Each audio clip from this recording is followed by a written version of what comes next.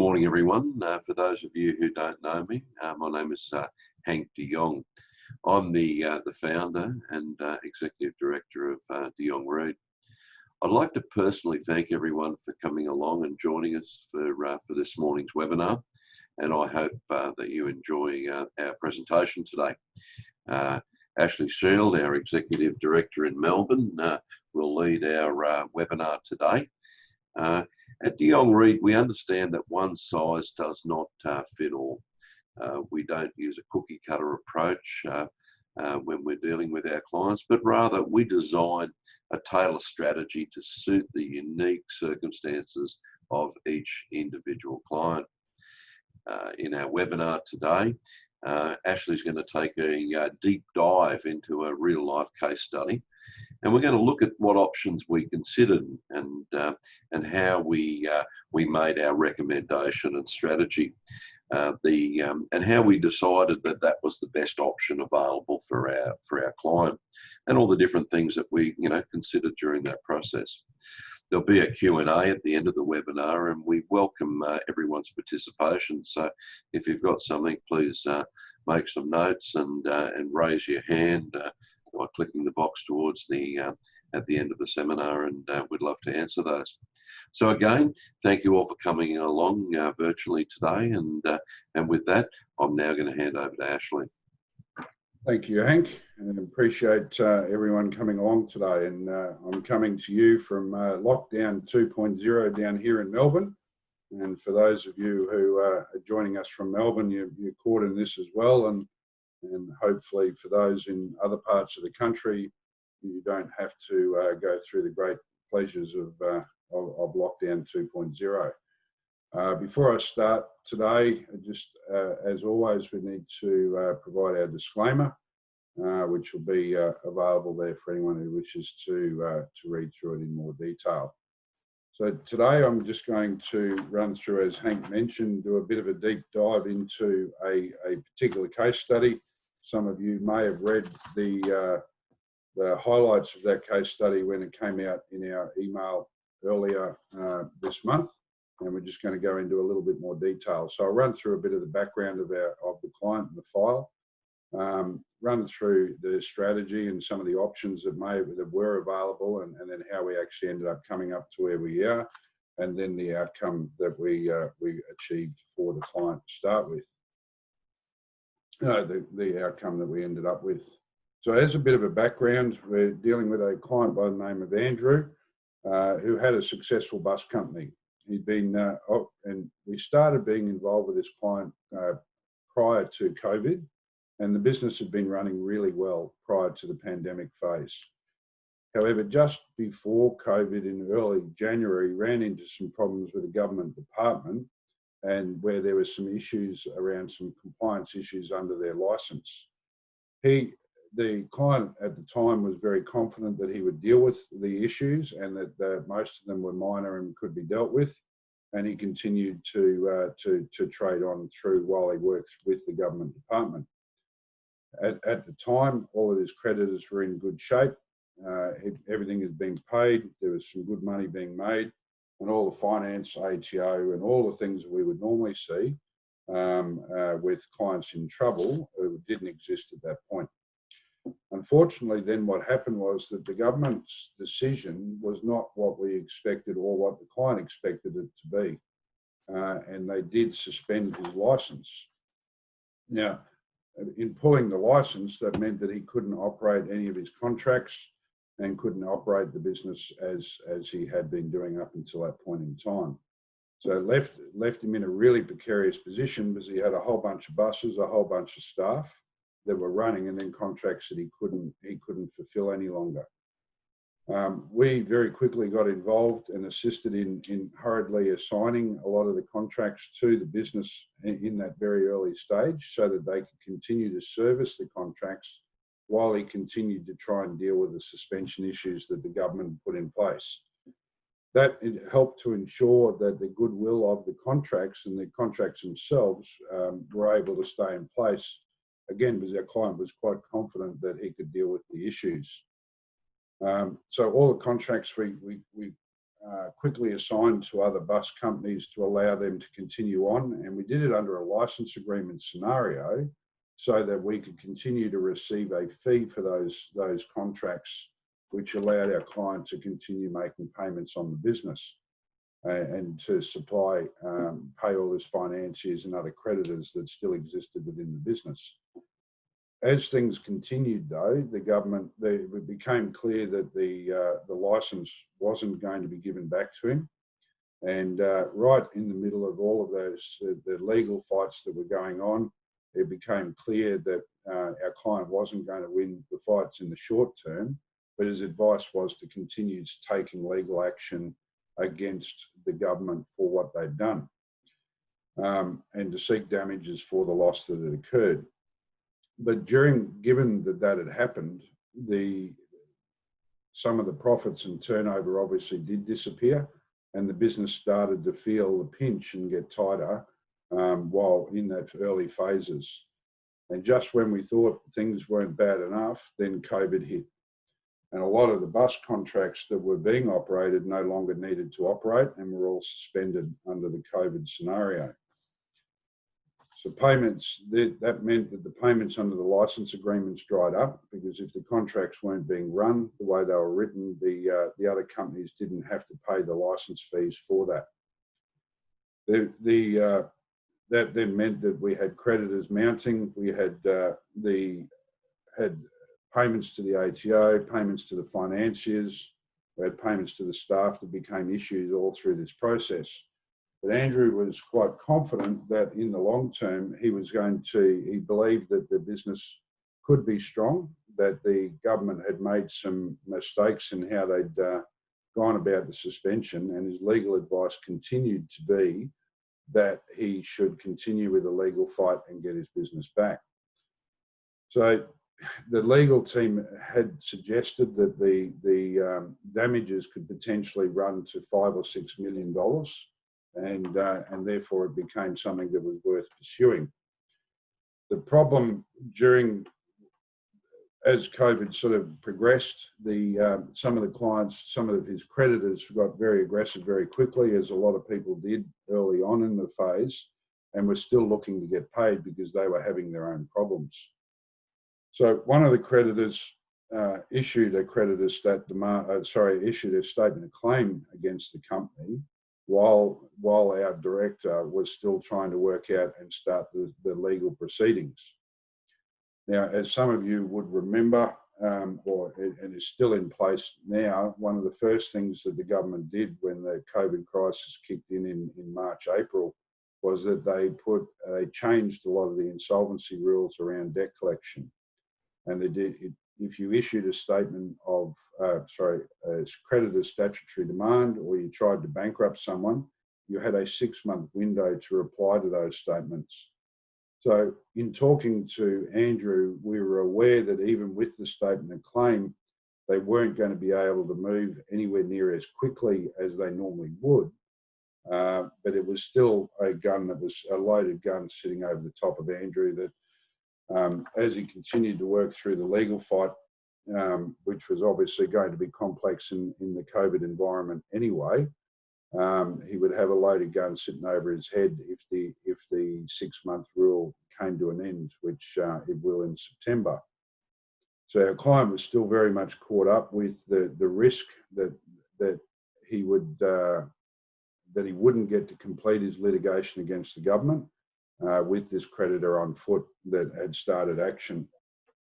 So at that point, our director had a number of choices that he could have made, and we'll talk through some of those as we go through, to look at what options he had available to him and where we started to look at what's the best way to move forward.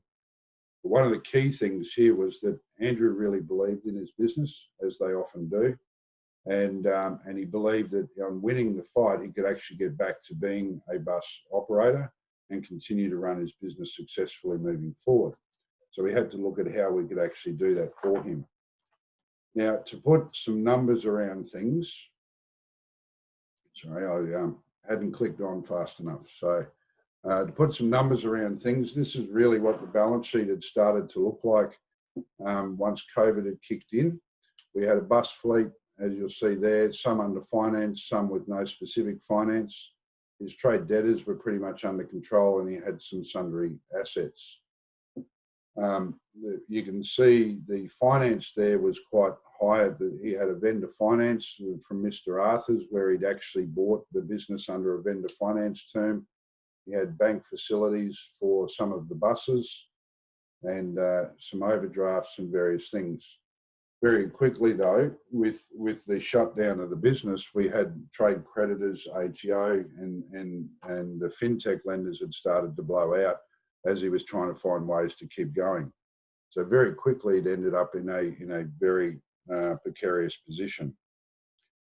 An important point to note is that Andrew didn't have any personal assets in his own name, but some of these finance contracts, or a lot of the finance contracts, certainly had some personal guarantees in place. Had a number of other, the asset finance all had the guarantees. ATO didn't have any issues at this point because he'd been lodging on time, and the fintech lender had some personal guarantees. So in any plan that we need to look at as Jonge Read and as a firm, is that we can't just look at the company. It's really important that you look beyond the company to the impact that it will have on the director personally. For any plan that we try to put together, it's imperative that we cover both sides of the coin. And when we're putting together our strategies, it's really critical that we do look at all those options. So when we got to making some critical decisions about which way the business was to go, we ended up with a couple of options that we could have talked to our client about. One was to restructure the business into a new entity, get a new license, and to move forward that way. And I'll talk through some of the issues with that in a minute. The other was that he could just get out. With all the fights and the legal fights that are going on, and I think most of us over the journey would have seen situations where businesses get into a legal fight, and quite often those, and particularly in this case, the need to have the legal fight was done because the income was stripped away from our client. However, to run a legal fight, as we know, is very, very expensive, and quite often the desire to run the legal fight is then hampered by your ability to have the cash flow to fund things moving forward. And the third option is to look at voluntary administration and the deed of company arrangement. And we'll talk through each of those scenarios and which way we went. So one of the major issues we had with looking at a restructure is that we had two secured creditors, one being the bank and one being our vendor finance terms. Now, to be able to do a restructure properly and legally, it's important that you get the consent of the secured creditors. And we believe in this scenario, to be able to complete a restructure and get the support of a bank in the middle of the COVID environment was going to be very, very difficult for them to transfer and to refinance into a new entity. We had some support from the banks, as the banks have been providing support through COVID in the current entity, but they wouldn't have been as willing to work with us in a restructured environment. So unfortunately, that was going to become a very difficult one to deal with. The controlled exit was another way, and we looked very seriously at whether it was better just to try and get our client out of this and for him to go on and do something else, because the fight was going to be long and hard. And if we exited out of the business, as you saw in the balance sheet on the previous slide, there would have been a massive shortfall, and our client would have needed to go bankrupt, which would have had some impact on what he could do moving forward. However, our client was still very passionate about being in the bus industry and wanted to find a way to continue to stay working in the bus industry and moving forward in that industry once he could actually work through the issues he had legally. So a controlled exit may have been an option, and then he could have got involved in another business down the track. However, he believed in the business, he believed in the contracts that he'd developed over the time, and he really didn't want to do that. And he didn't want to look at the personal bankruptcy side of it, which would have had some fairly large fallout for him personally. So given that our client wanted to have the ability to continue to pursue the legal action and go after the 5 or 6 million in damages, and he wanted to stay in the industry, the next option was to look at voluntary administration. Now, in the current market, and most of you who would see quite regularly that there's been a lot of businesses use voluntary administration through this COVID period. And it is a very good form of allowing you to actually really structure things and put some protections in place for a business to move forward. So we looked at what the options were under for our client, and we believed that a voluntary administration, doing a deed of company arrangement where he had the ability to get his company back after the DOCA was dealt with, allowed him the ability to give him what his goals were within the framework that we had to play with.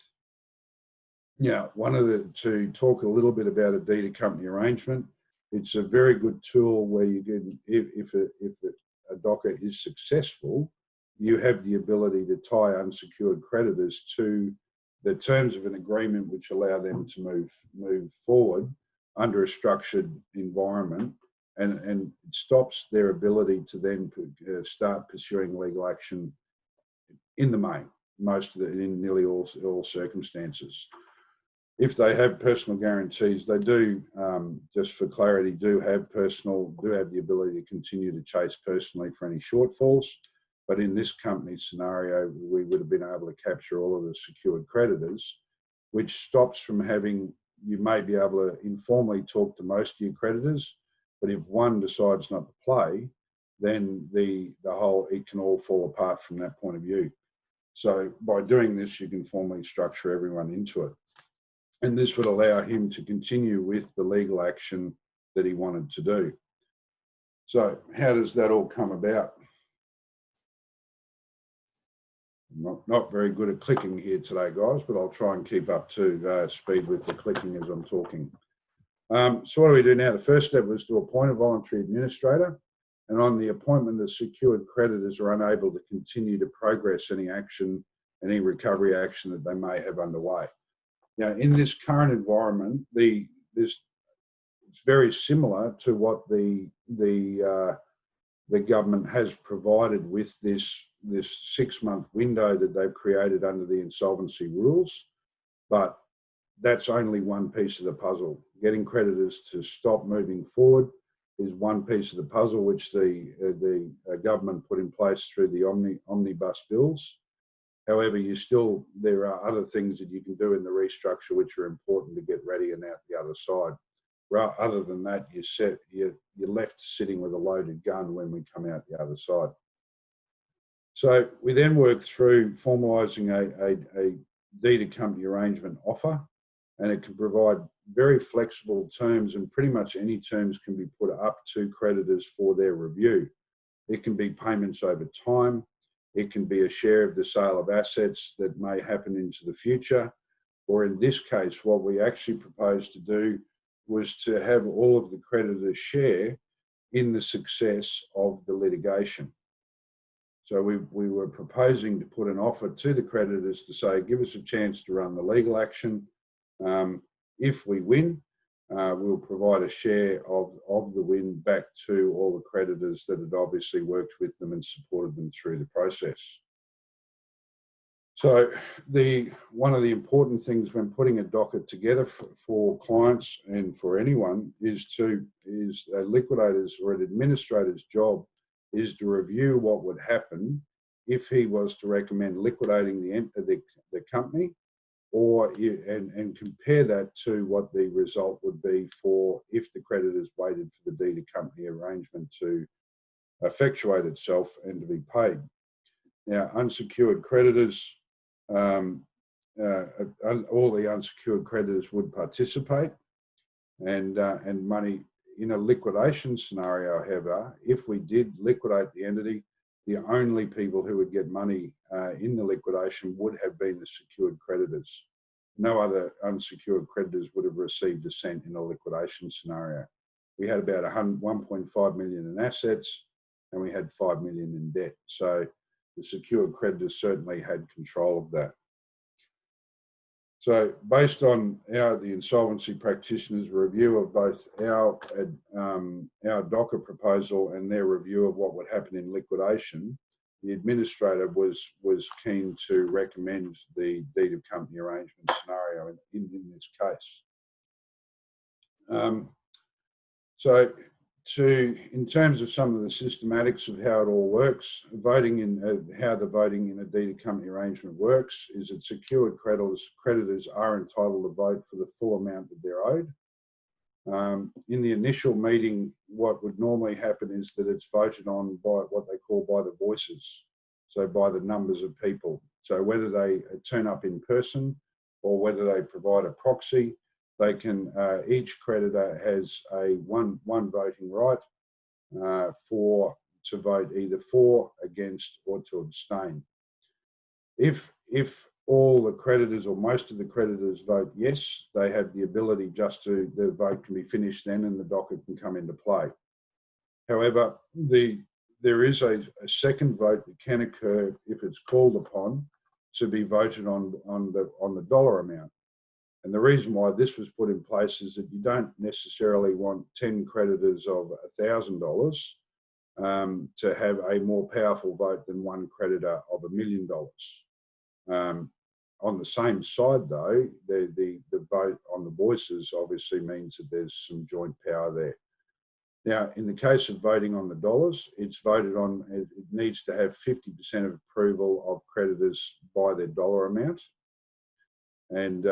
And then if that vote gets up, then again the vote can be then the docket can be effectuated and put into place. There are circumstances, however, where you can end up in a tie. You can vote for it in the numbers and you could lose in the dollar or vice versa. In that case, it then goes back to the administrator to use their casting vote. Now, the administrator doesn't have to use their casting vote. They can choose to abstain. Normally, they would tell in advance if they're going to do that. But normally, under practical circumstances, an administrator will generally vote the same way as they have recommended. So if the administrator has recommended the creditors accept the DOCA, they will normally vote in that way as well. And that's generally how they will do it. If they have recommended to liquidate and not approve the DOCA, then they will vote it down if they have to use their casting vote. And again, part of the work that Jonge Read does is ensuring that they provide, we work through all of those scenarios, hopefully prior to the meeting, so that we're aware of what the position of both the administrator is and of what their creditor position may look like, so that we can actually ensure that we look after, we have some control, I guess, of how the process will work. And it's important that we work through making sure that the DOCA offer is one that we know that the administrator is more than likely going to recommend to help work for the best interest of our client. So one of the things that in preparing for the vote, you can often, we will work with the director in talking to some of the creditors. One of the important people that we needed to have on side for this was Mr. Arthurs, who was our vendor financer. Now, he had a substantial debt. If you remember from the balance sheet, he was owed about $2 million. So he had a reasonable influence in the outcome of the deed of company arrangement. So we sat down and spoke with Mr. Arthurs and talked in detail about the legal case, talking about what we were trying to achieve and the value that would bring to him if we could win. Mr. Arthurs, as the vendor financer, had actually run the business for many years before he sold it on. And he was aware of some of the compliance issues and the arguments that the government had put in place. And he was of the same opinion as our director, that there was probably a few things that weren't quite correct and done appropriately by the government department. So he was willing to support trying to go after the government and to get the business back up and running. So we continue to work through and making sure that all of the creditors' votes were submitted in time and that they were reviewed by the administrator to ensure that they would be accepted for voting purposes. We ensured that everyone had their proxies in on time that we had some control of, or that we were working with to ensure that all of the votes were there on the day of on the vote. Because if they're not there at the time, on the day of the vote, then they can unsecured creditors will be caught by whatever the vote is on the day. We also had Andrew's lawyers who were big supporters of it, and they also voted towards it. So at the meeting, Mr. Arthur's and Andrew's lawyers voted in favour of the proposal. We had a few creditors that didn't vote, including the one that had started legal action. They had decided to vote against it. And in our case, we had some voting against, we had some for, and the administrator recommending in this case. The bank and the asset financiers didn't vote. And due to going through those processes, we ended up in a position where the proposal was approved, and we were able to move forward back bring the company into an accepted deed of company arrangement. And it flowed the way that we were actually planning to through all the work that we did. So the outcome in this case, must learn to keep hitting the clicker, don't I? So the outcome was that the creditors agreed to the DOCA proposal. The control of the company was returned back to our director, Andrew. All the unsecured creditors were dealt with under the deed of company arrangement, and Andrew was able to work on and continue to pursue the legal action. And the cash flow that we did have was able to maintain the payments to the secured creditors, and with all of our unsecured creditors now caught under the DOCA proposal. So how this all plays out and what happens in the future, we've now got to wait for Andrew to run the legal action. That's continuing on through the process, but without using this voluntary administration and deed of company arrangement process, he would have been left sitting, continuing to try and run a legal case with a gun held to his head by some of the other creditors. Now he can breathe a little bit, focus on the legal action, hopefully push that through, and hopefully he'll have the win that he wanted. But without these actions, he probably wouldn't have had the opportunity to run that. So that's sort of the dive in and some of the thought processes that we worked our way through on the case. It can be very difficult to go into enormous, I could run off on tangents in 1,000 different ways of all the minor details that needed to be dealt with there. But I hope that gives you some idea of some of the thought processes, some of the different reasons why you take different parts. I think it's incredibly important to understand that whenever Jonge Read or any of our strategists review any file, we always look at how the flow on impact goes beyond just the actual appointment. It includes looking at the directors, looks at how the suppliers will work with them, how the banks will work with it, to put together a fully integrated strategy, and having the ability to manage the process step by step, working out what votes need to be talked to, who we need to get involved, who we need to explain things to provide the right reports to the administrator so that they can make their decisions clearly and concisely to work within the timeframes that we can.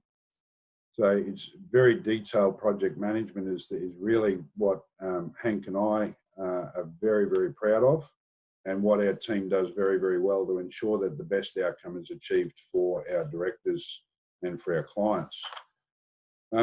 So I'd now like to open up the webinar and for any questions that people may have. If there are certain items or you want me to put some more clarity in, potentially even if you have some scenarios that you'd like to just have a quick discussion about, with no names of course in this open forum. But if you have any questions, you've got the ability to either raise your hand using the little bar there that you can raise your hand, and we'll and Elise will unmute you to allow you to ask the question verbally, or if you're a typer, you can type your question in the chat box.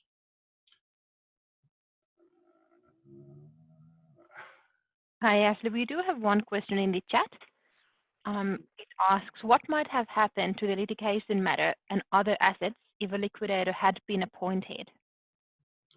Okay, so that's a good question. So if a liquidator had been appointed, the liquidator has the ability to run the action themselves if they choose to, and the administrator would have reviewed that as a part of his analysis to work out whether he wanted to run the legal action himself for the benefit of all creditors. The issue with that for most administrators is that they then become personally liable for running the action, and that has a lot of cost implications for a liquidator or an administrator to run those legal actions themselves. And quite often those legal actions require a fair bit of involvement from the director, and although the director is required to help to a certain level, if that director had ended up going bankrupt, which may have happened in this case, and had to go out and get a job, it would have made it more difficult for him to provide the advice. So the liquidator does have the ability to run those actions, and in some cases you will see that they will. In most cases, though, the general thing will be that they will actually drop the case and walk away. In terms of the other assets, the liquidator, again, would normally just appoint a auctioneer to come in, take the buses and take them all to auction and sell them. The buses that were encumbered, the administrator or the liquidator would have had to get permission from the finance companies to either do that himself, or they may have just taken possession of those buses and sold them under their own steam.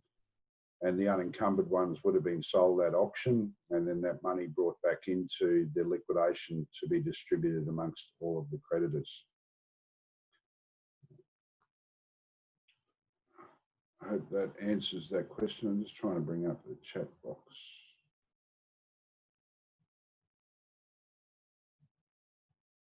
I can't see that, Elise. I can't even see the chat box at the moment. We don't have any other questions in the chat at the moment. Oh, come on, peoples. There must be something.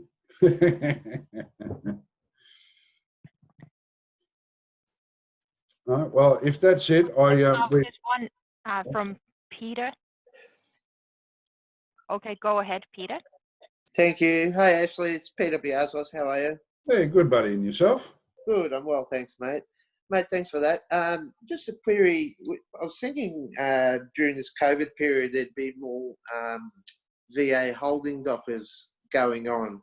Yep. Talking about dockers, and I don't think it's really transpired. What do you think? Do you think people are just holding on for the time being? Yeah, look, Peter, I think early on, I think in early April, I think there was, I think there must have been about 15 or 20 webinars of people trying to explain what a holding docker was, because everyone thought that was going to come into play. I think because the insolvency rules were changed, and that slowed down the ability for creditors to either liquidate companies. Well, when we're talking about holding dockers, we're obviously talking about companies.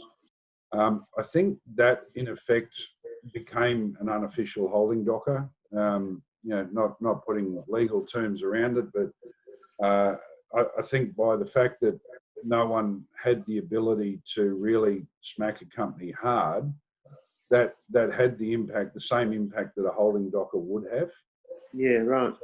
So I think what we're seeing in the marketplace at the moment is because, you know, if I go back to some of our previous webinars, the main reasons why people, you know, need to seek specialist advice is that they've either got the ATO pursuing them, they've got banks pursuing them, they've got landlords pursuing them, or some other creditor.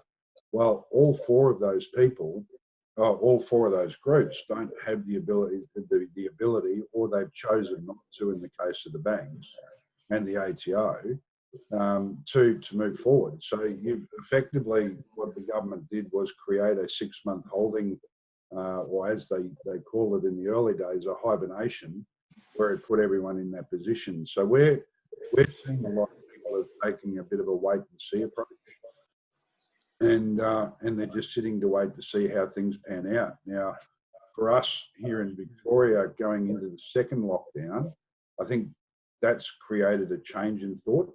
I think when all of us went into lockdown, 3 months ago, there was a lot of panic about how to actually survive. Everyone had to very quickly learn how to go online. They had to start working out how to have staff working from home. And then once they bedded that down, and then there was a bit of a breathing space. And now, as everything starts to open up in most states, everything's going back, and now they're waiting to see what happened. Can I do back up? Can I do those various things? That's what we're starting to see now. As I say, down here in Melbourne, even though we've only been in lockdown for 10 and a half hours at the moment, there's already some talk around those that are just going, this will be too hard. So the shutdowns and that sort of thing will come into play. But I think that to answer your question, I believe that the legislation that the government created the opportunity to have an unofficial holding docker. Yeah.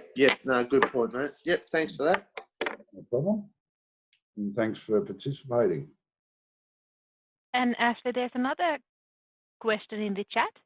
Yep. Do banks often get involved in dockers? That's a very good question. And look, as a secured creditor, they are always aware of it. And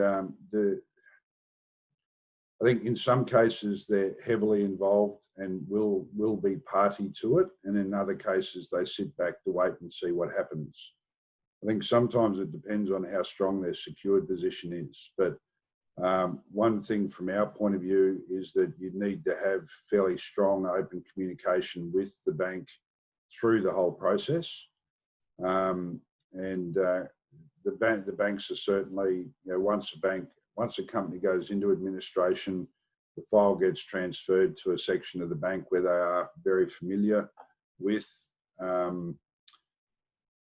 the process. So so their involvement depends very much on a file-to-file basis. But they certainly, if they don't feel as though they're being looked after or that they think it's adverse to their position, then they'll take a more hands-on approach.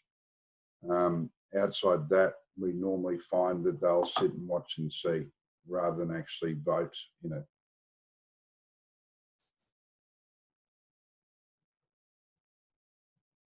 I hope that answers the question. There's no more questions in the chat, Ashley. No more questions in the chat. No more hands being raised. Well, I really appreciate everyone's time.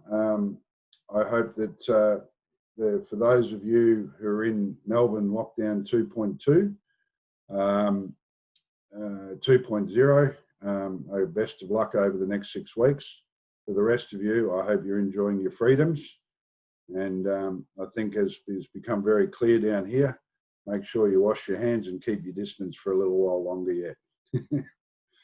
But I'll just to finish up, Hank and I are very passionate about, and always have been very passionate about, making sure that we look after people and give them the best advice they possibly can to look after themselves in financial difficulty and through these tough times. So please don't be afraid to pick up the phone, call us or any of our strategists and have a chat through a scenario. We're very keen just to talk, if you just want to run something past us without even talking to the client in the first instance, just to see what something looks like. We're here to help, and we're here to provide as much guidance and help so that we don't see the position of people who don't get the right advice and end up in a lot more pain than they need to be. So please, the numbers are there. The strategists that you're working with, you've probably got their direct mobiles. Please get on the phone to us and talk to us about scenarios. And although we often say it's never too late, It certainly doesn't hurt to be early in these scenarios, and there's still a clear window of hibernation that can be used where needed, and getting some of those things sorted out early can be really good. So I thank you all for attending this next series, or this next in our series. We will continue to run these every month and keep coming up with some ideas. So if anyone has anything they particularly like, don't hesitate to let us know if you have anything that you'd be very interested in. Otherwise, we'll see you all next month. And thank you very much.